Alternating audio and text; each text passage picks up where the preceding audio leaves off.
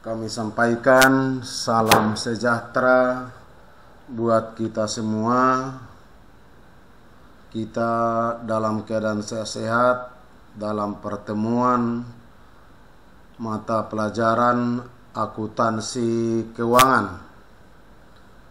Materi yang kita bahas saat ini adalah taksiran kerugian piutang. Adalah merupakan kelanjutan dari pembelajaran kita sebelumnya tentang piutang. Bahwasannya dalam metode penghapusan piutang ada dua metode, yaitu metode langsung dan metode tidak langsung atau metode cadangan. Di dalam metode cadangan itu ada bagaimana menentukan taksiran kerugian piutang.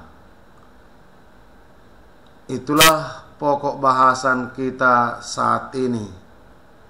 Bahwasannya bagaimana cara menaksir kerugian piutang dalam materi penghapusan piutang dengan metode cadangan harus kita hitung. Kalau dalam soal kemarin masih kita asumsikan, tetapi saat ini bagaimana kita menghitung taksiran kerugian piutang itu, itulah yang kita bahas saat ini. Penentuan jumlah taksiran kerugian piutang itu, pertama, metode berdasarkan jumlah penjualan. Artinya jumlah taksiran kerugian piutang itu ditetapkan berdasarkan jumlah penjualan dikali persentase. Besarnya persentase itu ditetapkan dengan cara berdasarkan pengalaman-pengalaman sebelumnya dengan mempertimbangkan kemungkinan-kemungkinan di masa yang akan datang. Menetapkan persentase kerugian piutang berdasarkan penjualan, persentasenya ditetapkan oleh pihak-pihak yang diunjuk dalam pengambilan keputusan tersebut. Untuk itu, mari kita lihat contoh soal. Perusahaan Dagang Nusantara pada tanggal 31 Desember 2008 terdapat perkiraan piutang dagang 250 juta, cadangan kerugian piutang bersaldo kredit 2 juta, penjualan 1.500.000.000 juta. Di mana berdasarkan kebijaksanaan ditetapkan 0,5% kemungkinan tidak tertagih dari total penjualan.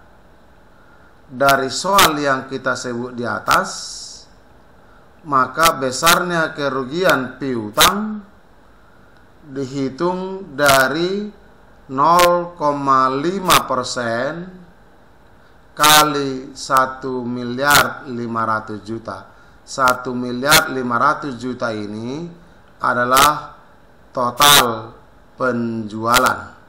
Maka hasilnya 7.500.000. Inilah yang dicatat ke beban kerugian piutang di sebelah debit, cadangan kerugian piutang di sebelah kredit. Sehingga kalau kita buka buku besar cadangan kerugian piutang, maka saldo saldo cadangan kerugian piutang setelah penyesuaian sebesar 9.500.000. Metode kedua adalah menaksir kerugian piutang berdasarkan saldo piutang. Artinya jumlah taksiran kerugian piutang itu ditetapkan berdasarkan jumlah saldo piutang dagang akhir periode, dan jumlah saldo piutang dagang akhir periode itulah dikalikan persentase tertentu. Persentase tertentu ditetapkan oleh pihak-pihak yang telah diunjuk dalam hal itu, biasanya manajer akunting atau manajer marketing. Kita lihat contoh soal. Piutang dagang 250 juta. Cadangan kerugian piutang bersaldo kredit sebesar 2 juta. Jikalau bersaldo ini disebut bersaldo debit, maka perhitungan berbeda. Karena soal kita penentuan taksiran kerugian piutang itu, taksiran kerugian piutang berdasarkan saldo piutang, harus kita perhatikan apakah cadangan kerugian piutang bersaldo kredit atau apakah cadangan kerugian piutang bersaldo debit. Contoh soal satu ini saya buat dengan cadangan kerugian piutang bersaldo kredit. Maka kalau kita telusuri soal ini, piutang dagang 250 juta, di mana ditetapkan cadangan kerugian piutang 2 juta, maka taksiran kerugian piutang adalah 2% yang sudah ditetapkan, 2%-nya ditetapkan, kali berapa saldo piutang dagang. Saldo piutang dagang 250 juta, sehingga dikalikan kali 2% sama dengan 5 juta. Karena ini cadangan bersaldo kredit 2 juta, maka cadangan saldo kredit kerugian piutang itu harus dikurang, yaitu 5 juta kurang 2 juta sama dengan 3 juta. Maka dibuatlah jurnal beban kerugian piutang sebelah debit sebesar 3 juta, cadangan kerugian piutang sebelah kredit 3 juta. Itulah cara untuk menghitung kerugian piutang jika bersaldo kredit cadangan kerugian piutangnya. Kita lanjut. Jika bersaldo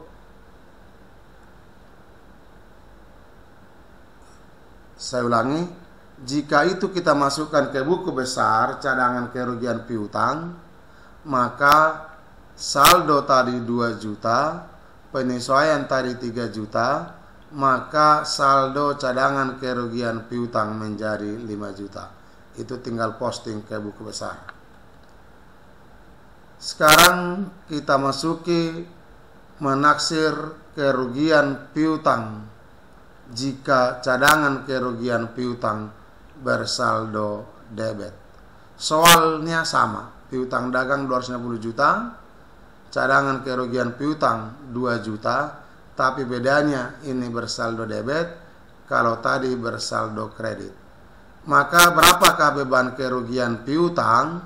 Maka kita cari 2% dari saldo piutang sama dengan 5 juta, lalu ditambah dengan 2 juta.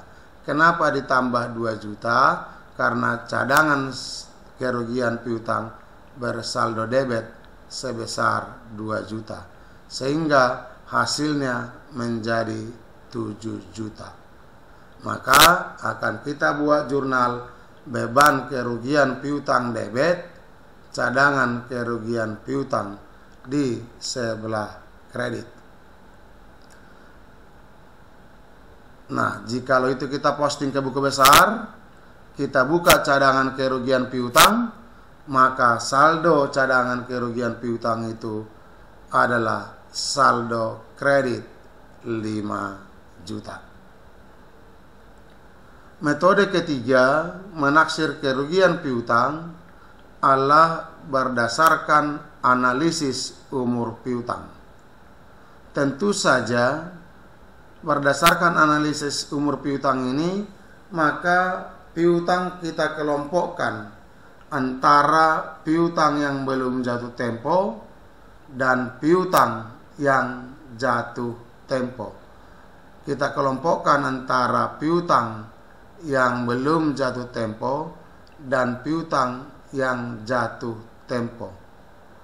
Dan piutang yang telah jatuh tempo itu dikelompokkan lagi menjadi beberapa kelompok berdasarkan lama menunggak, berdasarkan lamanya menunggak. Misalnya, yang menunggak 3 bulan berapa saja jumlahnya, yang menunggak 1 bulan berapa saja jumlahnya, dan demikian seterusnya.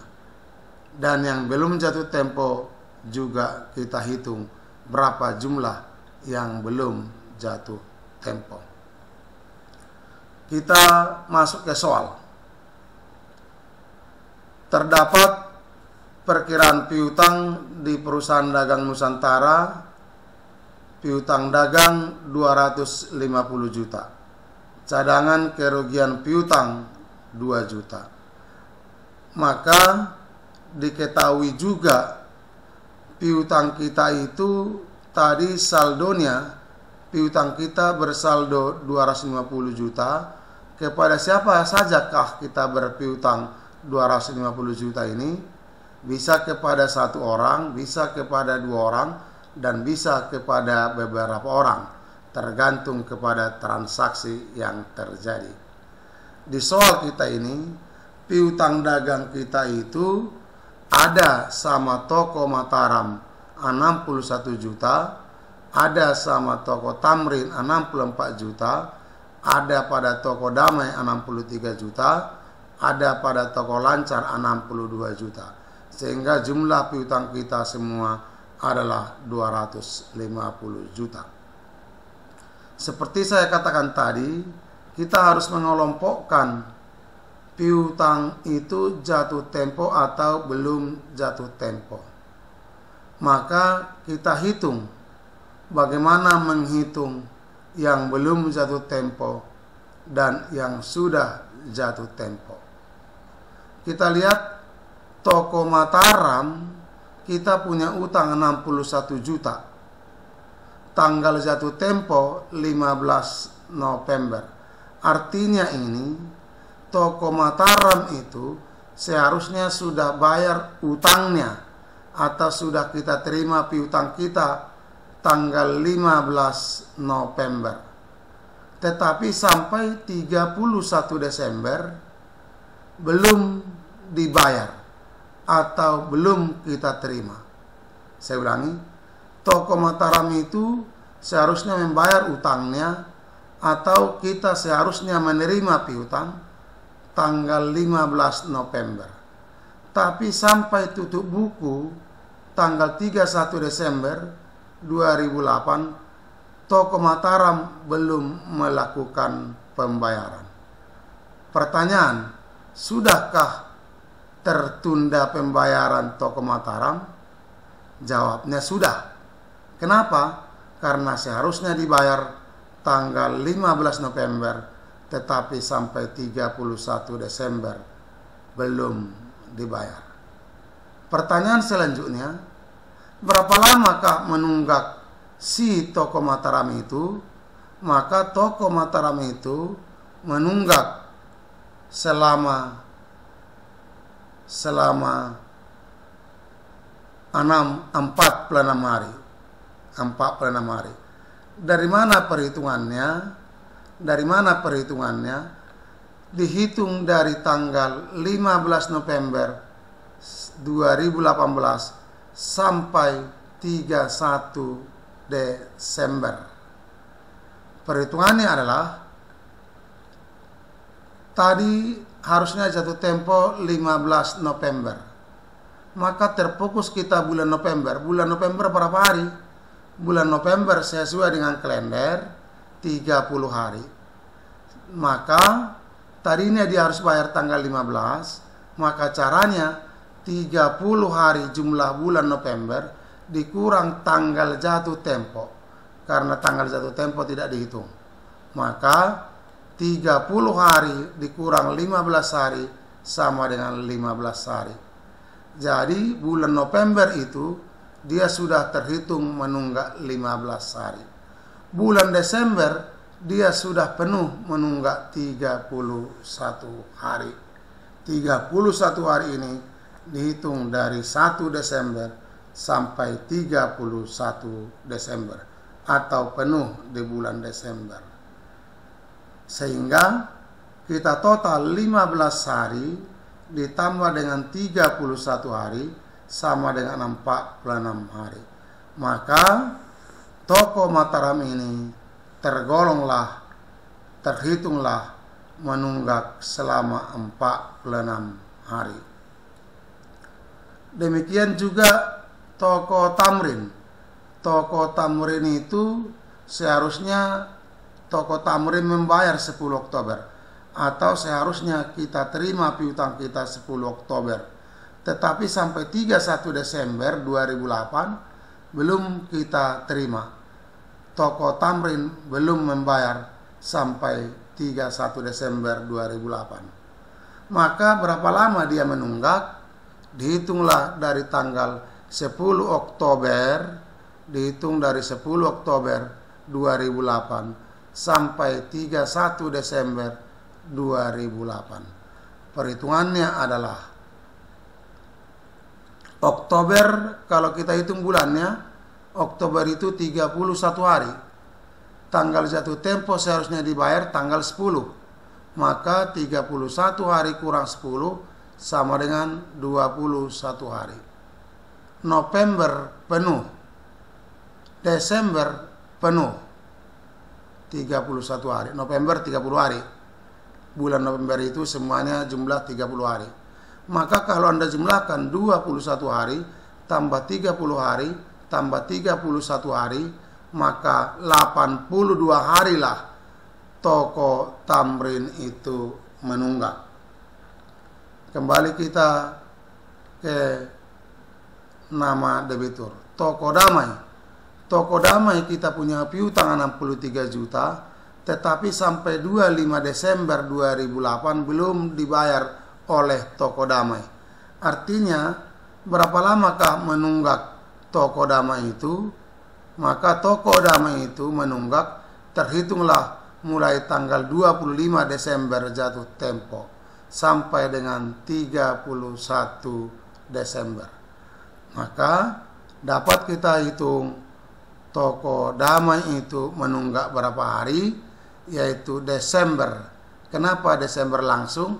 Karena seharusnya dibayar tanggal 25 Desember. Maka Desember 31 hari dikurang 25 hari sama dengan 6 hari. Maka toko dana itu menunggak 6 hari. Kembali kita ke rincian nama debitur. Toko Lancar. Toko Lancar itu piutang kita 62 juta. Jatuh tempo 4 Januari 2009 tahun berikutnya. Sudahkah menunggak Toko Lancar?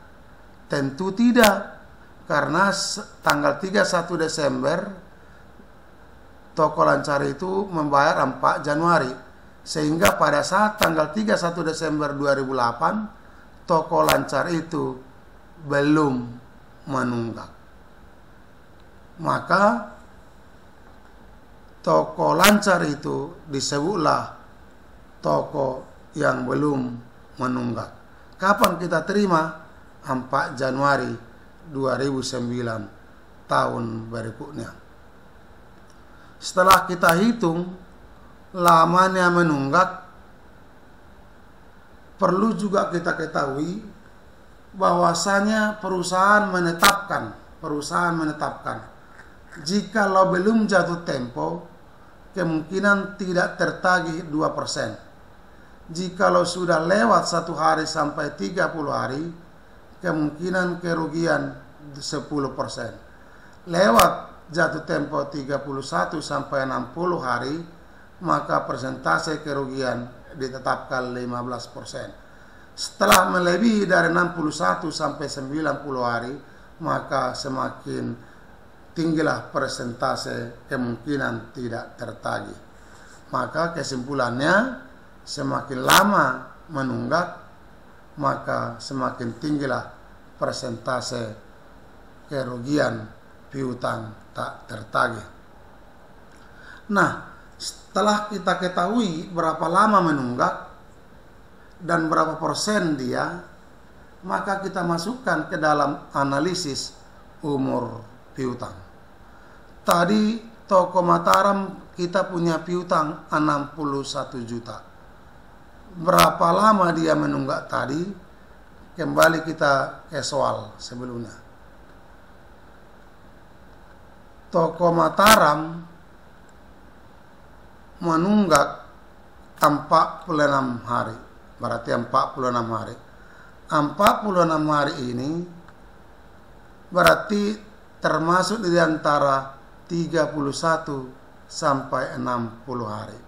Maka kita masukkanlah di sini. Karena toko Mataram itu menunggak 46 hari, yaitu rentang antara 31 sampai 60 hari. Kita lihat toko Tamrin. Toko Tamrin dari perhitungan kita menunggak sejumlah 82 hari. Toko Tamrin itu sudah menunggak 82 hari. Sehingga 82 hari itu kita masukkanlah kolom antara 61 sampai 90 hari sebesar 64 juta.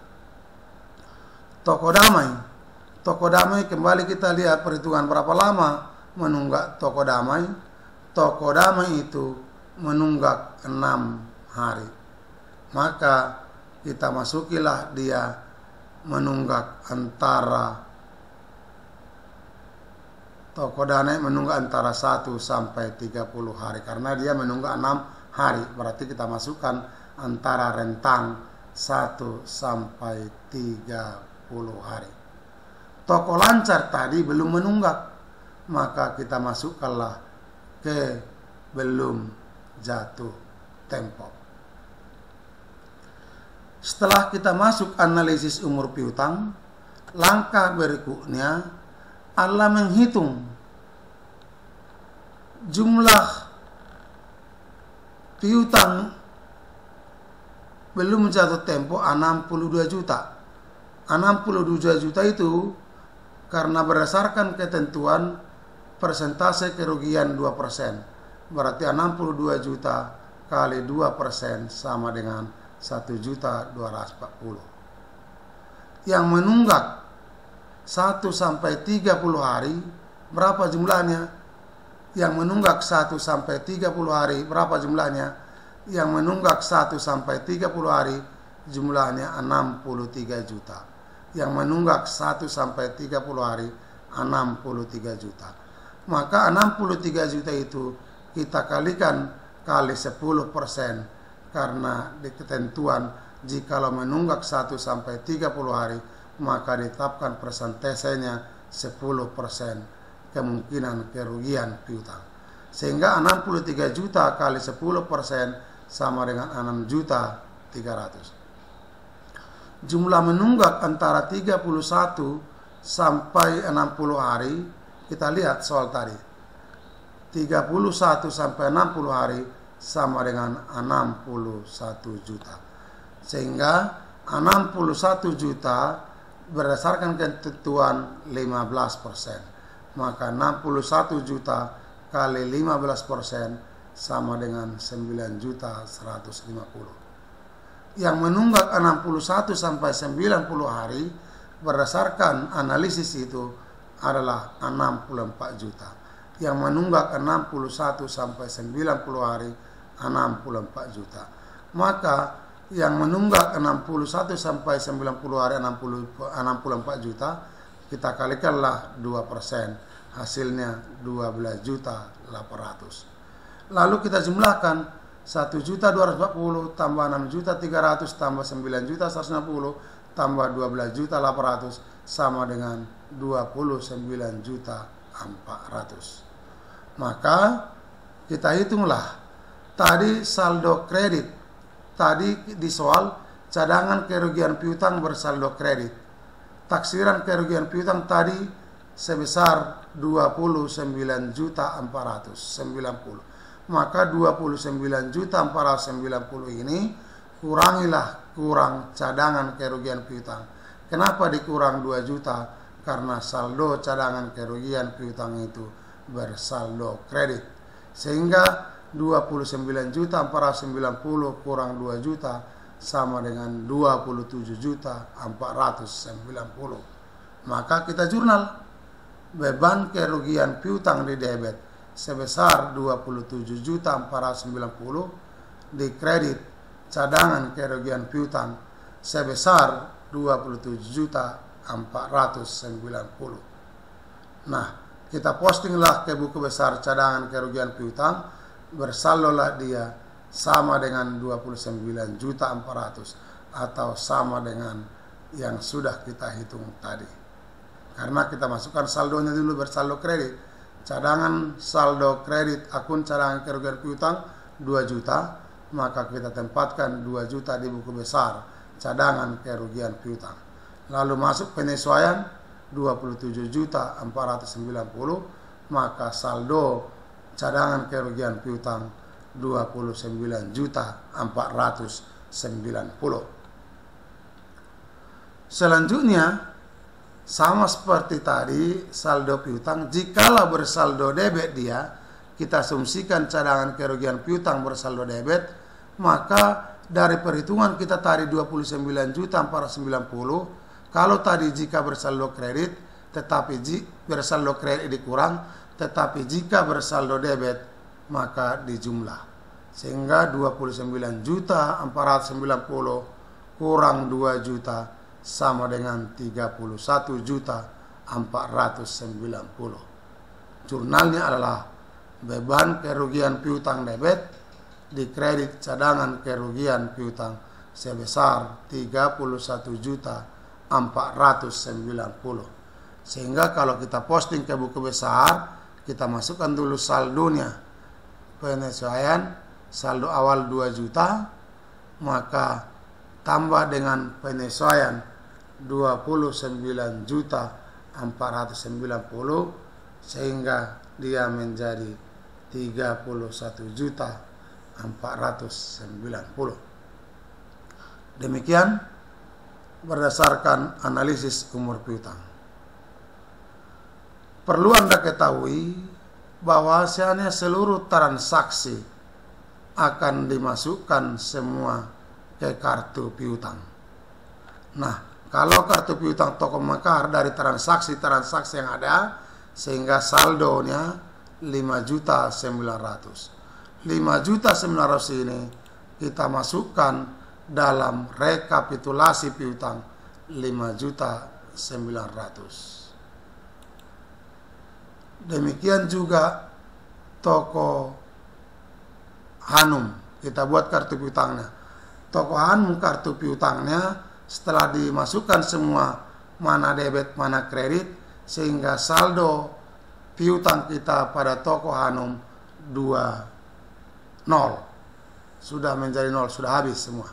Maka kita masukkan ke rekapitulasi piutang sebesar 0. Demikian juga